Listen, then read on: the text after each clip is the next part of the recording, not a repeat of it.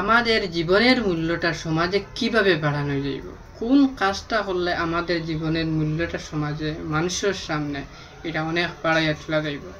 অনেক সময় আমরা ভাবি হয়তো আমি মুরব্বী মানুষ, মানে আমার সমাজে অনেক দাম রইব। আসলে আমরা এটা কোন এক সমাজও দেখা যায় যাতে অনেকজন দেখা যায়, মানে অনেকজন মানুষের মাঝে একজন মুরব্বী মানুষ দেখিয়ে আমরা এর কোনো এক সমাজও বড় পদ দেব হয়, যাতে বয়স থেকে ঠিক আছে আমরা এটা দেবা, ঠিক আছে একজন মুরব্বী আমরা থেকে বড় ভাবি।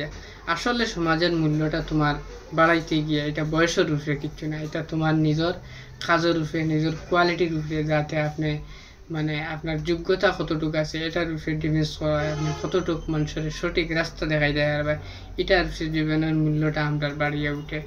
অনেক সময় দেখা যায় আমরা মানুষে অনেক কথা মাঝে যদি কোনো বিচার করতে পারে তো 3 দিন করে করতে পারবো।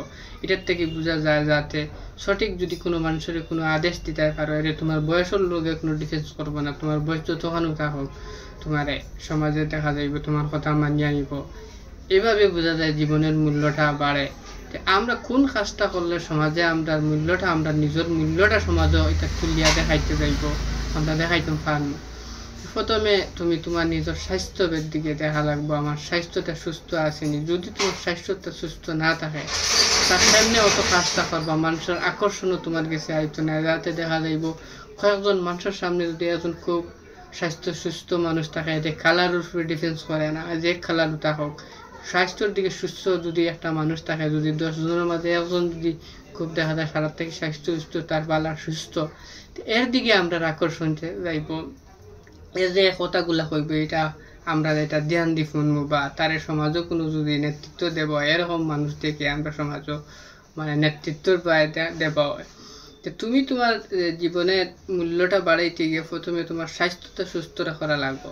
কারণ স্বাস্থ্য যদি সুস্থ থাকে তো তুমি অনেক কাজগুলা করতে তোমার সহজ হইব, তোমার শরীরের বড়িয়ে মানবো।